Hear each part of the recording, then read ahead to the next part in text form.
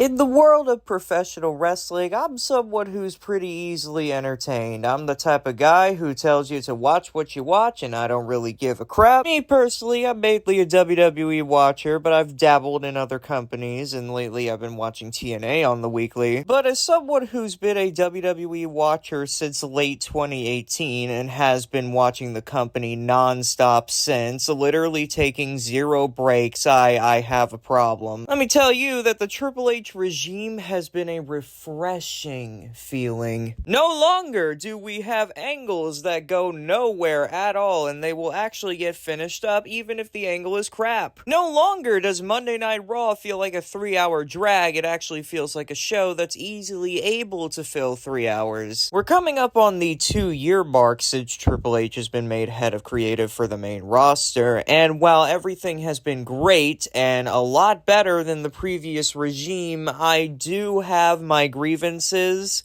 and my grievances have mainly shown up lately since the previous regime is now completely gone. And so, if Triple H really does listen to the fan, then here I am as that fan to air out some critiques with Triple H's booking. First of all, in my opinion, the PLEs do not have nearly enough matches on them. 5 matches worked for NXT because NXT's roster was a lot smaller and the match quality was a lot better. Maybe. Honestly, that one's a little too subjective. But what is a fact is that the NXT roster was a lot smaller. Now he has 2 main rosters to work with, and you're only putting on 5 matches. That's not nearly enough. That doesn't even encapsulate all of the champions.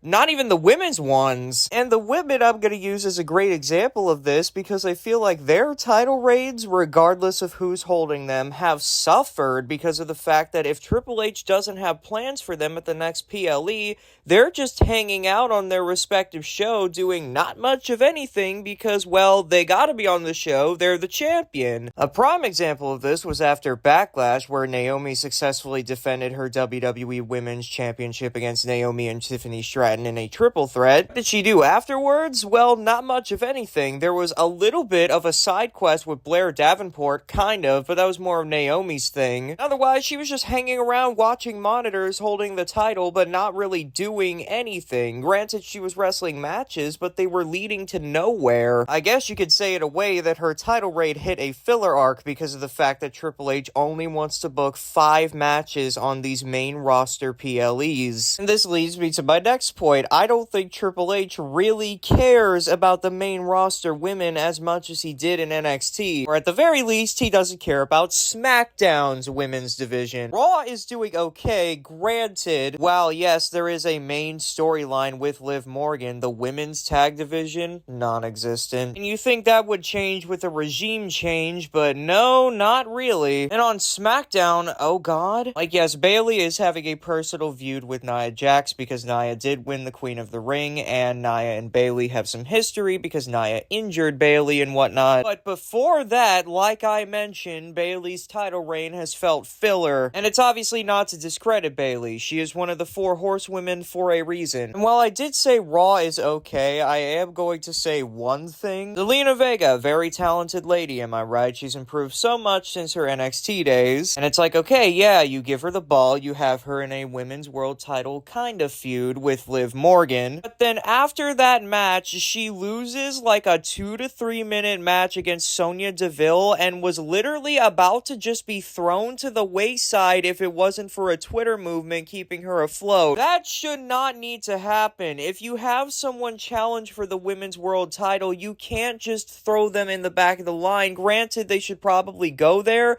but you can't just have them losing a 2 to 3 minute match. At least give the match time. Especially on a show like Raw, which is 3 hours long. You can easily give these women's matches time. You can also give SummerSlam time because you finally derive from 5 match pay-per-view, and what do you give us? You gave us 7.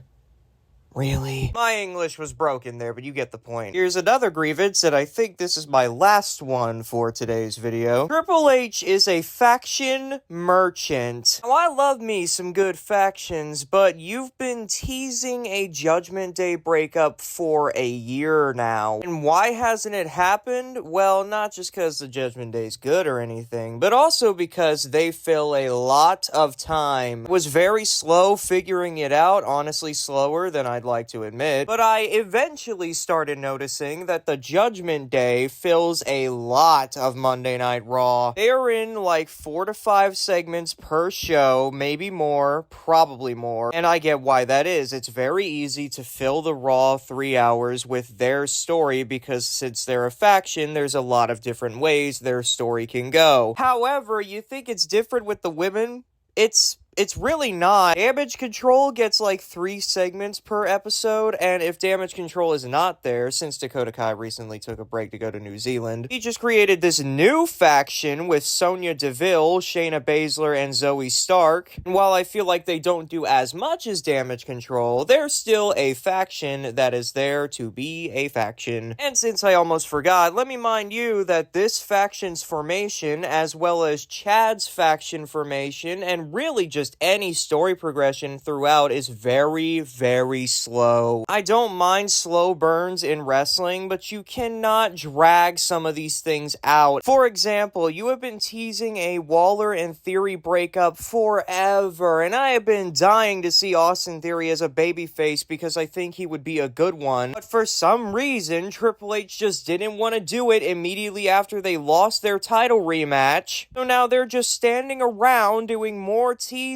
that are just completely unnecessary at this point. Like, you think you would get it figured out by now, right? But no, instead we have to keep the charade going. And on a show like SmackDown, slow burns really don't help it because one, it's only 2 hours. Shoot, it's not even 2 hours. The show keeps ending at 9:58. But also, it is not only because of the slow burn, is because, going back to what I said earlier, the faction relying with the bloodline, that it makes SmackDown easily the worst of the 2, and even the worst of the 3 if you want to include NXT, which is so baffling considering that at one point SmackDown was clearly the better show and Raw had just been crap for years. And these grievances that I just aired out are not to take away from Triple H. I think he's a great booker. However, the crutches that he relies on to book his good shows are not really that great of crutches, and I think he should look into at least trying to fix some of these issues. I would prefer if they would all get fixed, and trust me, a lot of them are overnight fixes if we're being real. Doing a PLE that's not 5 matches is not that hard, but otherwise I think Triple H has been doing a good job, and I just hope that these things are improved on in the future. That's gonna do it for today's video, and I'll catch you in the next one. Bye!